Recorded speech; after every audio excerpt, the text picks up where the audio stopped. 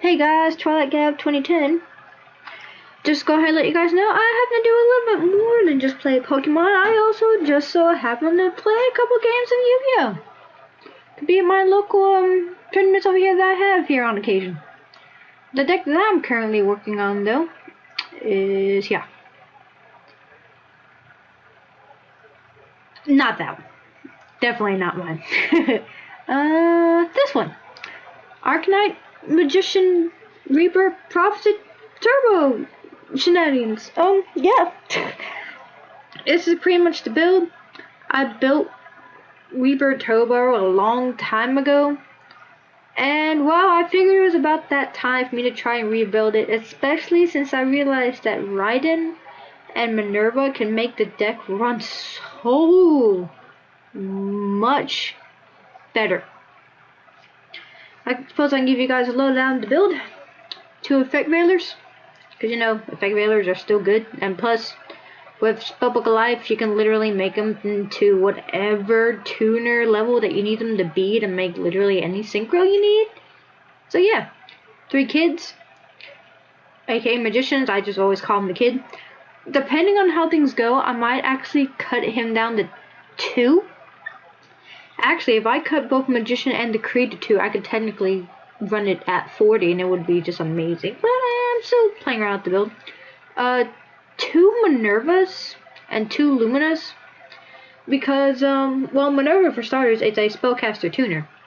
So I can A, special her obviously off of Lumina, and B, I can special her off of her, which I will explain to her a little bit later. And you know, when she happens to be sent from the grave, she mills one. So why not? She makes the deck run a little bit faster. Lumina, because she can special summon Minerva and Raiden by discarding any Reaper or Prophecy Destroyer I happen to have dead in my hand, which is good. 2 Fools. He is pretty much the, not Card Trooper. What's card I'm thinking of? Foolish Burial. He's pretty much the Spellbook version of Foolish Burial. He can send any Spellbook he wants from the deck to the grave. And if you happen to have 5 or more different names in your grave, set them off, and you get this guy or this guy. Most likely this guy. Raiden, obviously, because he's a 4-star tuner. I know he is a warrior. He is the only warrior among all of these spellcasters.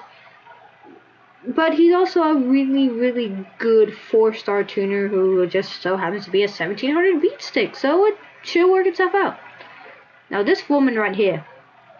She is my favorite spellcaster ever. And if you read her effect, you'll realize how stupid she is in this deck. Each time a spell card is activated, place 2 spell counters on this card. Once per turn, you can remove any number of spell counters from this card to special summon a spellcaster type monster from your hand or graveyard whose level is equal to the number of spell counters you removed. In spellbooks, she is honestly a godsend because you can get spell counters like it is nothing. I mean, activating a Secrets, a Master, and a Wisdom or a Power gives you 6 to 8 counters. That's an instant special summon of anything in this entire deck, minus Raiden because he's obviously not a spellcaster. Then we have Reaper. This amazing card, which I will admit, a lot of people don't like him. I personally love him because before I actually ended up owning a Priestess, I ran Reaper Turbo. Believe it or not, it beat Mermails. When Mermails first came out, was around the same time Reaper came out. And this deck beat Mermails. Not this specific build, but Reaper Turbo did beat Mermails. And that's a feat considering. This guy can be used to either special another Reaper with his 3rd effect, or bring back Prophecy Destroyer. And plus for his first 2 effects, 3 or more different books in the grave, his attack goes up by 600. If you have 4 or more, you get a free spellbook from your deck to your hand. So, yeah, his effect is actually kind of stupid. And with Prophecy Destroyer, if he is in your grave, you can banish any 3 spellbooks you want to special him back from your grave. Which is another reason why I run Spellbook of Eternity at 2. Mostly because of his effect. As for the spellbooks, 2 towers, 2 lives, because I know some people run it at 1. I actually prefer running it at 2, especially in this build where I'm going to be recycling a lot of monsters from the graveyard.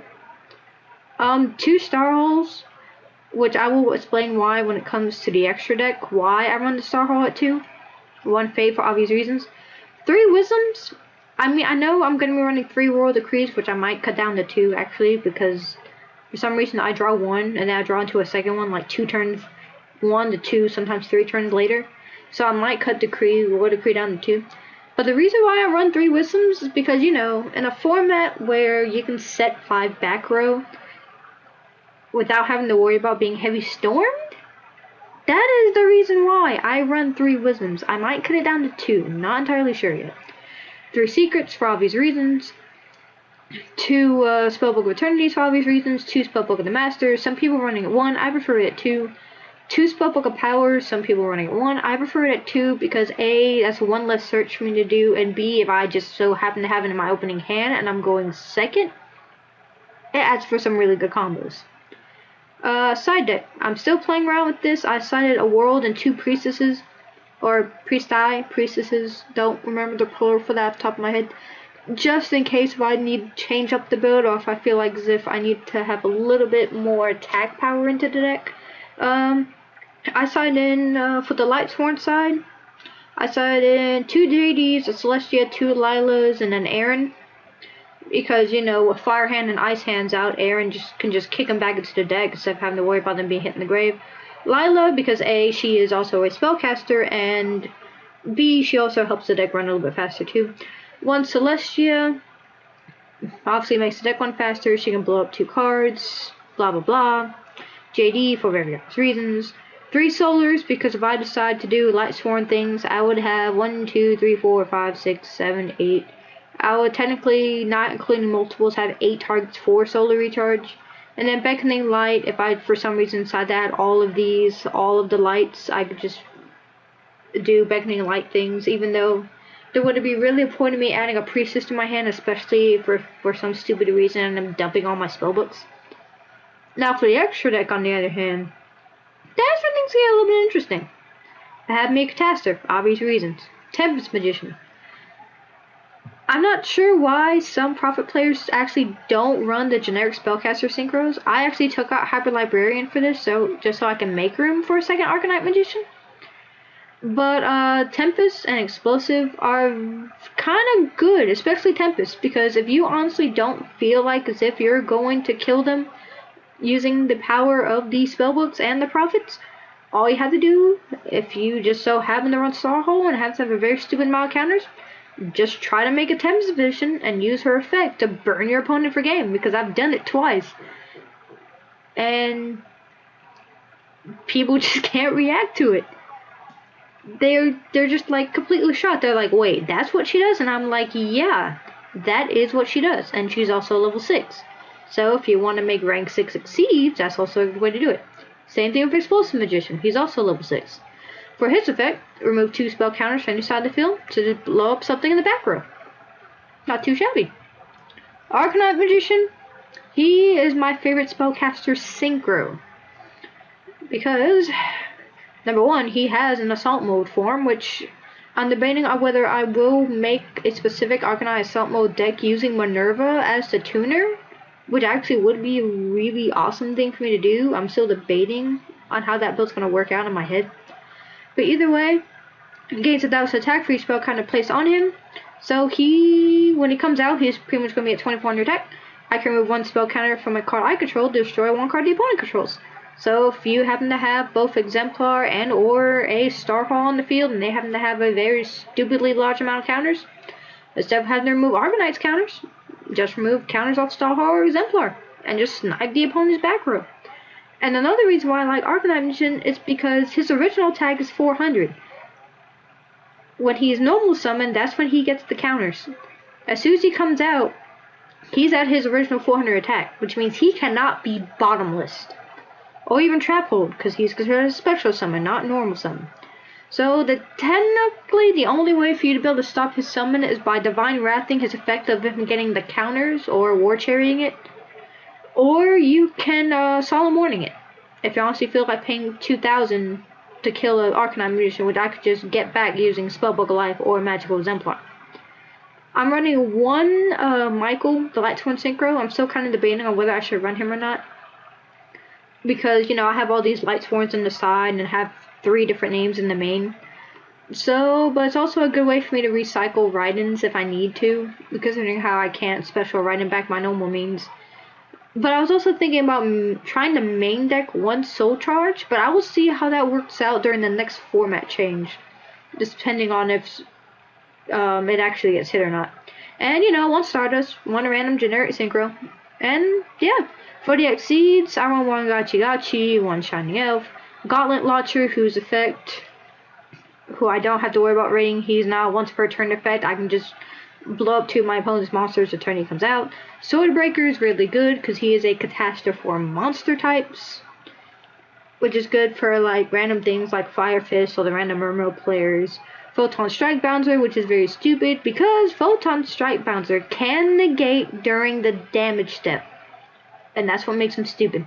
Because if your opponent tries to Gorge when he's out, I'm gonna be like, no, detach, you don't get your token, and you take 1,000 more damage.